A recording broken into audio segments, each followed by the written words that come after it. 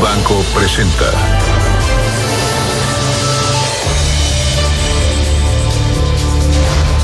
Siete con 41 en el tiempo del centro de la República. Me acompaña en la línea telefónica mi buen amigo y compañero Manuel Somoza, presidente de inversiones de Cibanco.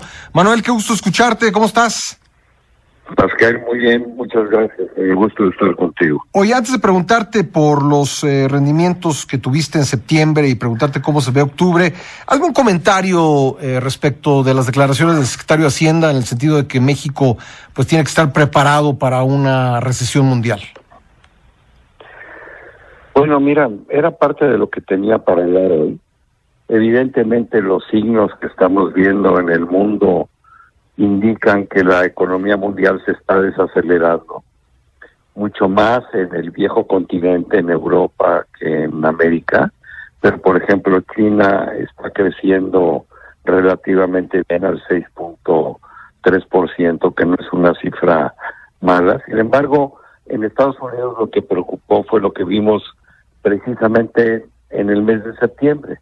Se desaceleró la manufactura, y este es un indicador adelantado, el que hay que tenerle mucho respeto.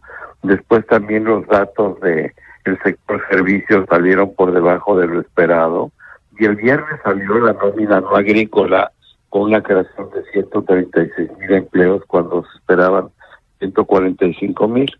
Entonces yo diría que no está a la vista una recesión en Estados Unidos, no es que sea imposible, pero sí creo que vale la pena tomar las provisiones que se tengan que tomar. Y te voy a decir por qué. México es muy dependiente de Estados Unidos. Sí. Y, por ejemplo, la desaceleración en el sector manufacturero tiene efectos muy importantes sobre nuestras exportaciones manufactureras, que es lo único que crece en México. Entonces, ojo, sí vale la pena que tengamos una especie de blindaje, que seamos cuidadosos, que seamos conservadores y que no hagamos cuentas tan alegres, porque lo peor que le puede pasar a México, que ya tiene una economía estancada y muy emproblemada, sería que Estados Unidos se metiera en problemas. No lo veo en el cortísimo plazo, pero es una probabilidad y debemos estar preparados para ello. ¿Qué medidas adicionales crees que podría o debería tomar el país? Bueno, mira, en materia financiera, primero no ser tan optimistas y no dejar en forma tan acelerada la tasa de interés, irnos con cuidado en ese tema. Y lo más importante sería alentar la inversión, Pascal. El gobierno, esto es algo que no ha hecho, no ha logrado que la inversión se active. La inversión pública no solo es muy pequeña, sino que además no le gusta al sector privado a donde esté enfocada, porque no es una inversión pública de impacto. El gastar el dinero que se tiene en el tema de la refinería de Dos Bocas o el Tren Maya, etcétera, pues no son cosas que entusiasmen al sector privado. Es una inversión pública que no está creando impacto. Pero lo más importante es que todavía no se genera esa confianza hacia el sector privado que debería de tener el sector público. Sigue detenido el tema del sector energético. La secretaria de Energía dice que sí, que bienvenido el capital privado, pero la verdad es que la reforma energética pues sigue congelada, ¿no? Con esta teoría de que no vamos a abrirla más hasta que no veamos si producen o no producen. En fin, perdón, yo creo que para poder salir adelante, lo primero que debería hacer el gobierno es dar confianza y dar certidumbre, y eso desafortunadamente no se está logrando. ¿Te alientan las reuniones como la que tuvo lugar ayer entre el presidente y los líderes del sector privado? Mira, leí cuidadosamente, escuché cuidadosamente los discursos.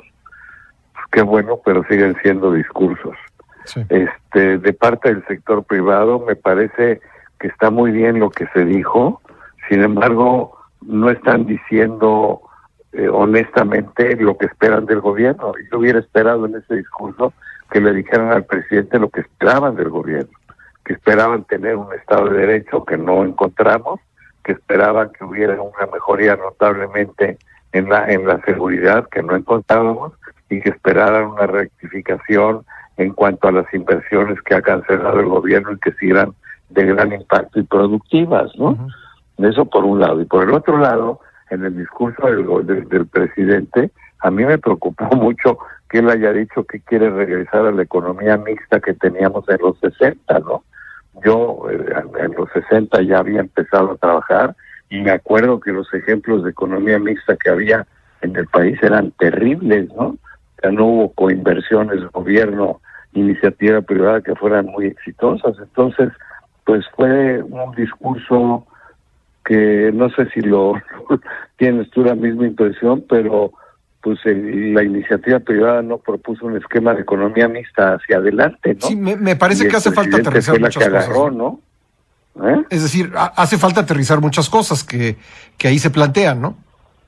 Pues sí, un montón de cosas, sí. ¿No? El discurso me pareció de muy buena voluntad, pero pues digo, ya hemos oído muchos discursos de mucha buena voluntad, pero la verdad es que la inversión no está sucediendo.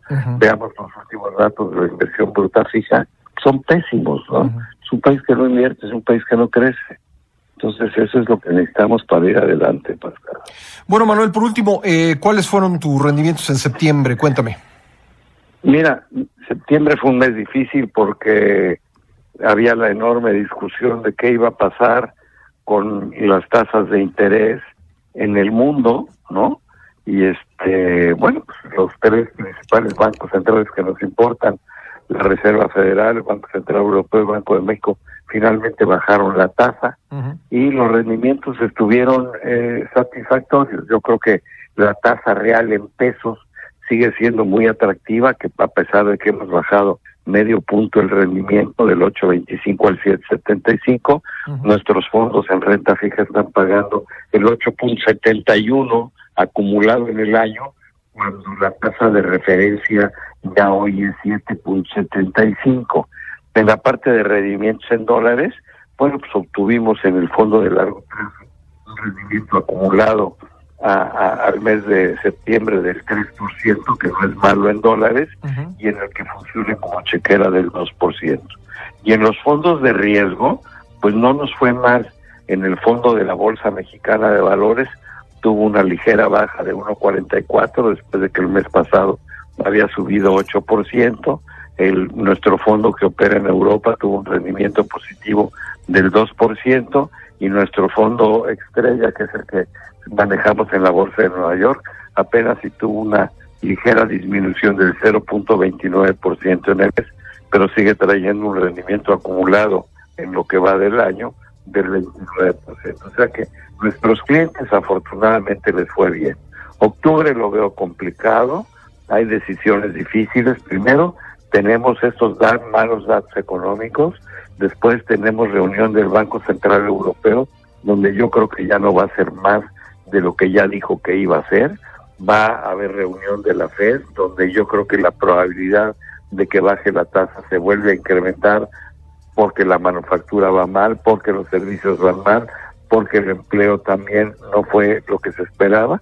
O sea que pudiéramos esperar una baja adicional en la tasa de la Reserva Federal.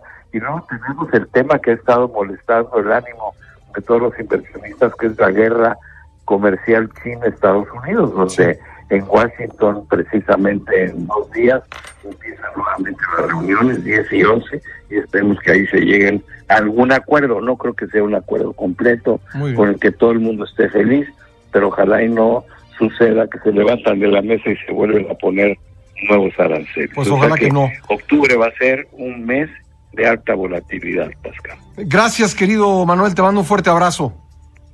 Oye, nada más. Sí, ¿dónde te localizamos? Sí, para aquellos que quieran rehacer su portafolio o pedir más información, que nos llamen al 1100-1586. Y ahí estamos encantados en atenderlos. 1100-1586. Te lo agradezco mucho, Manuel. Yo a ti, Pascal, un fuerte abrazo. Gracias, Manuel Somoza, es presidente de inversiones de Cibanco. Una pausa y ya volvemos. Cibanco presentó